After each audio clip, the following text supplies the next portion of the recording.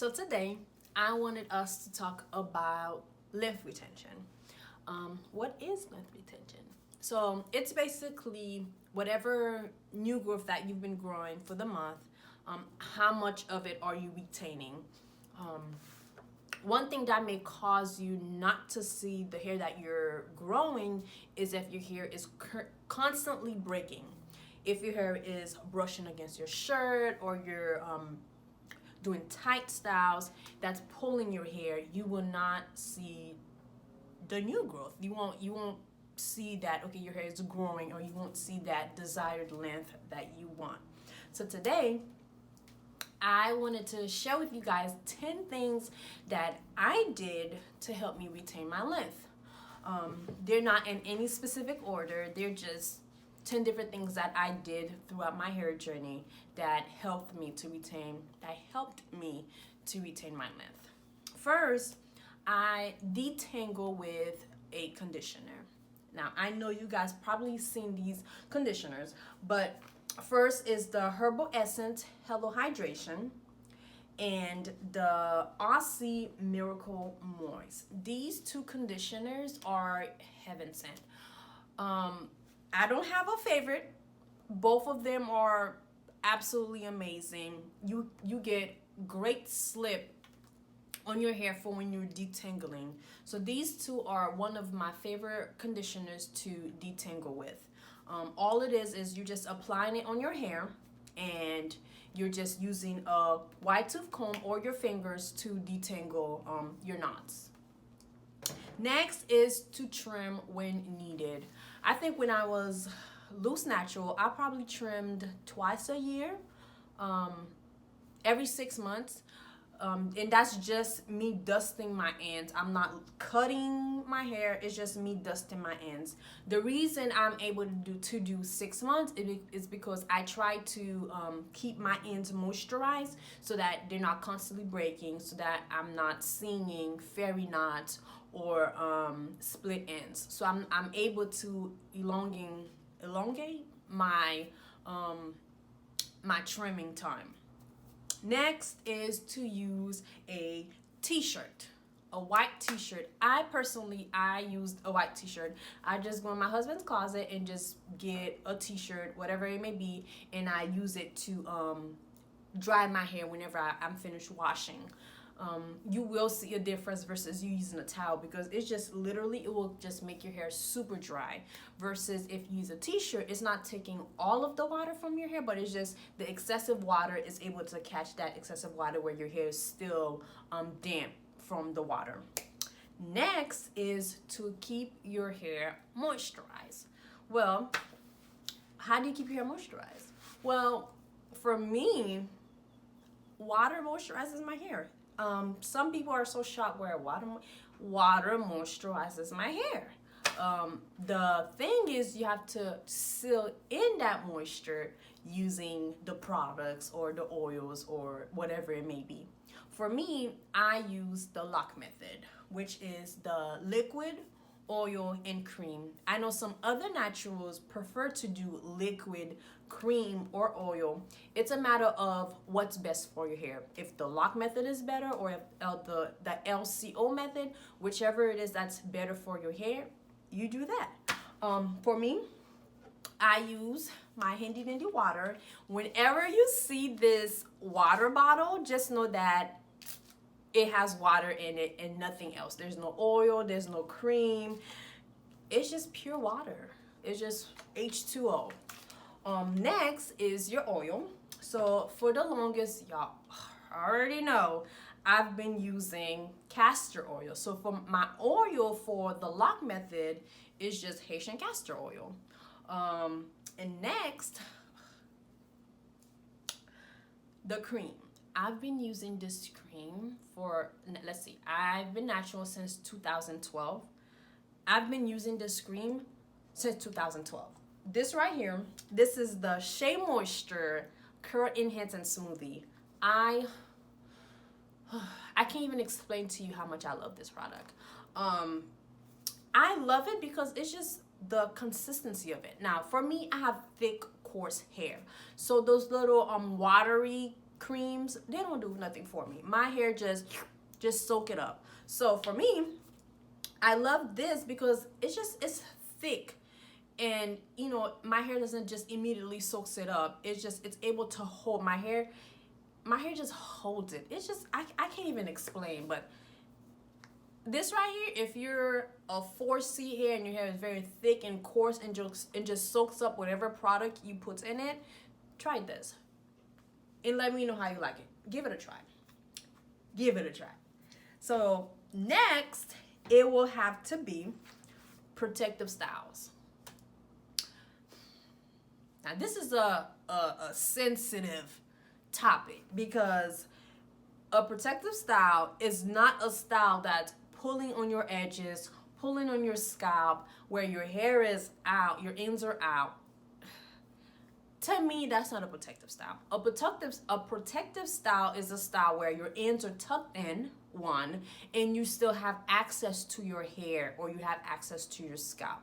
What do I mean by that? Hear me out. So, for instance, a crochet braid.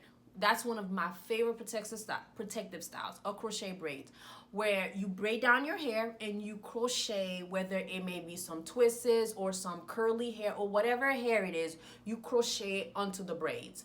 Now, for me, when I do it, I still have access to my hair. I have access to my scalp.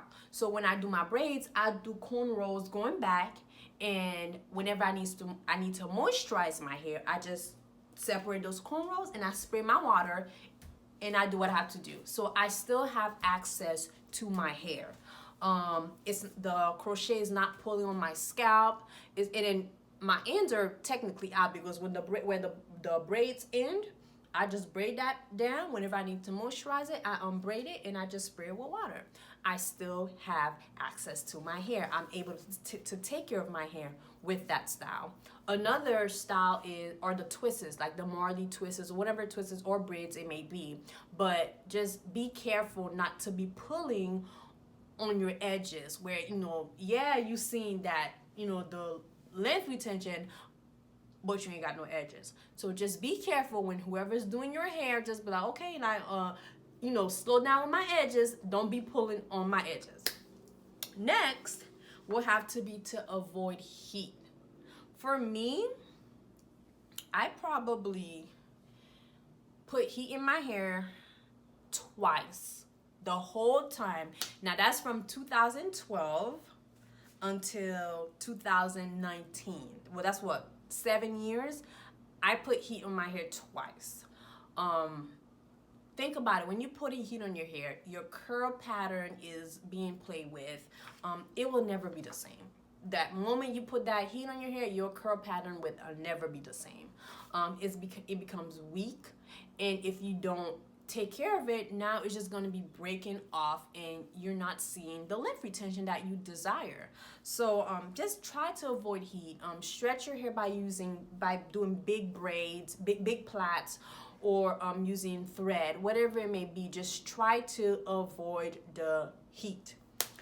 Next will have to be to use a wide tooth comb. Wide tooth comb or your fingers. For me, I love to use my fingers to detangle. But, if it comes to a point where, it's that bad, I would detangle with my fingers first, and then I would do a pass-through with a wide tooth comb just to really get those knots out. And remember, you're doing it while you have a slippery condition, so you can really get those knots out. And you'll see less breakage and you'll see less hair coming out, when you're detangling. Next is to use a clarifying shampoo where you're cleaning your scalp, just to make sure that your scalp, you don't have any buildup. Just having a fresh, clean scalp so your hair can grow, so your hair can do its thing. The clarifying shampoo that I like to use is the Tea Tree Tingle from Trader Joe's. I'm pretty sure you can get this on their online store if you don't have access to a store where you live. But this shampoo is amazing. I use it on my starter locks and I use it on my naturals that, I take care of their hair. It's really amazing. It has peppermint and it has tea tree in it, where you really feel that tingle and you really feel that it's cleaning your scalp. And it actually it cleans your scalp now. It really does, and I love it. Next is to use a satin pillowcase. Y'all know how I go on and on and on about that. Imagine you just have a banging twist up, right? And then you just go to sleep on a regular pillowcase, on a regular cotton pillowcase. By tomorrow, it's all matted. It's matted, and then it's in just a mess. Versus if you use a satin pillowcase, well, it'll probably still, be a little matted, but it won't be as bad, and your hair will still be moisturized. Where the cotton pillowcase will soak up whatever product you have in your hair. With the satin pillowcase, you'll still have, a little product in your hair. Sleep on a satin pillowcase. Lastly is to massage your scalp with some kind of oil, or just massaging your scalp. For me, I've always used castor oil to massage my scalp. Now, I'm not saying to drench, your hair, your scalp with the castor oil, but just putting some in your hand and just really massaging sections of your hair. It'll help. You'll see a difference, because I've been doing this for the past 5-6 years, where I'm really focusing on massaging my scalp with oil, and I see a difference. So just taking the time to massage your scalp with the oil.